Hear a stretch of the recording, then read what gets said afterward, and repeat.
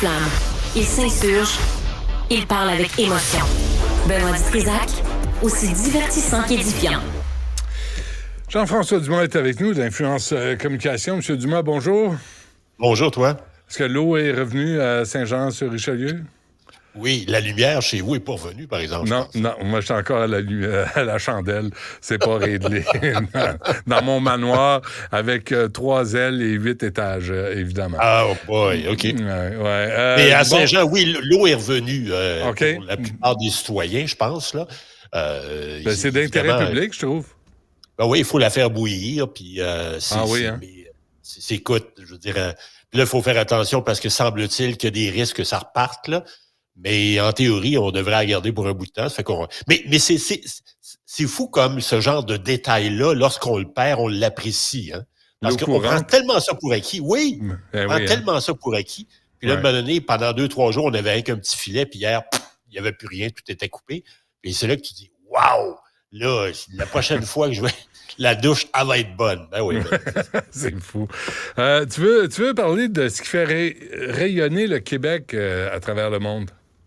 Cette chronique-là, à peu près à pareille date, je te fais la même chronique à chaque année. Évidemment, les données changent, mais je vais toujours faire une espèce de bilan, parce qu'on approche du temps des bilans dans l'année, savoir comment le Québec est perçu, Benoît, à travers le monde. C'est quoi, essentiellement, la couverture quand on parle du Québec? Et à peu près, dans 70% des cas, c'est à peu près la même chose année après année, on a une couverture bonbon. C'est-à-dire que tout ce qu'on dit sur le Québec, c'est bon. C'est le fun, c'est cute, c'est beau, c'est bon. La culture, le tourisme, la bonne table et les plats québécois. C'est à peu près 70% de tout ce qui se dit sur le Québec. Il faut se rappeler qu'entre 2012 et 2014, on a eu probablement la pire période en termes de couverture internationale sur le Québec. Parce que pendant ce temps-là, on parlait de quoi? On parlait notamment des émeutes à Montréal, manifestations des étudiants. On parlait de la corruption dans la construction. On parlait de différents scandales. Le maire qui se fait arrêter. Vraiment, là, ça a été une des pires périodes noires en termes de couverture internationale. Magnotta, c'était pas à cette époque-là? Oui, je pense que c'était en 2012. Oui, 2012. Ouais. En tout cas, ça allait bien vraiment, Québec, ça a été une période sombre, très, très, très, très sombre, et qui est revenue parce qu'essentiellement, là, c'est évidemment comme dans tous les pays, il arrive à un moment donné des mauvais passages et la couverture positive a repris le dessus. Donc, essentiellement, on parle de nos artistes, de notre produit culturel, surtout les Français, le tourisme à peu près partout dans le monde. En Grande-Bretagne, on parle beaucoup du ski au Québec, c'est des maniaques de ski. La bonne table, ça fait la manchette à peu près partout dans le monde. Et les plats québécois, le fameux Québec alimentaire. Et là, je suis allé faire un petit palmarès des plats qui font le plus rayonner le Québec dans la presse internationale. Okay. Et là, les positions sont à peu près les mêmes depuis quelques années. Ça bouge pas. On trouve, je vais le prendre à l'envers, l'agneau Charlevoix est au 10e rang, le pudding chômeur, le smoke meat, le fameux smoke meat de Montréal, le porc, les bagels de Montréal, la bière, les différentes bières. Donc, toutes les micro-brasseries québécoises commencent à avoir un rayonnement de plus en plus important, pas juste aux États-Unis, mais à travers le monde. Vin, cidre de glace, les fromages.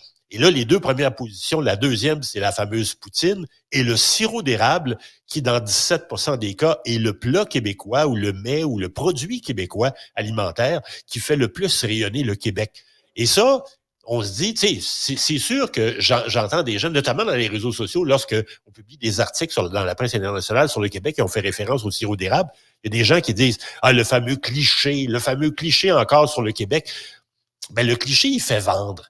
Tu sais, je veux dire, quand tu penses... Et le sirop d'érable, c'est de l'or liquide, là. Ça vaut cher, là. Ça vaut cher. C'est quoi? C'est à peu près 70% de la production mondiale de sirop d'érable vient principalement du Québec, mais du Canada en général. Là. Donc, on est pas mal le cœur névralgique de la production de sirop d'érable dans le monde. Et évidemment, à tous les jours, à peu près, il y a des recettes sur le sirop d'érable dans le monde. On associe ça au Québec. Donc, c'est un cliché très, très fort et qui est très payant, même, je pense, sur le plan touristique pour le Québec. Si le français, lui, c'est la baguette, puis le mexicain, c'est la guacamole, puis le japonais, c'est le sushi, et on s'enfarge pas dans ces détails-là en se disant, ben oui, le sushi, c'est japonais. Donc, il faut accepter et assumer nos clichés, faire notre espèce de coming out alimentaire, puis de se dire, c'est payant pour nous autres de coller à ces clichés-là, et entretenons-les. La fameuse poutine, oui, je comprends, c'est pas un mets pas très, très bon pour la santé, mais c'est payant pour nous autres. C'est ça qui fait, c'est ces choses-là, entre autres, qui donnent de la visibilité et un écho médiatique sur le Québec à travers le monde. Il faut les assumer et même les entretenir, ce qu'on, à mon avis, on ne fait pas assez parce que les outils de promotion touristique du Québec je trouve, n'utilisent pas assez ou suffisamment la poutine, le sirop d'érable et les fromages pour donner du rayonnement au Québec un peu partout dans le monde. Et on devrait le faire.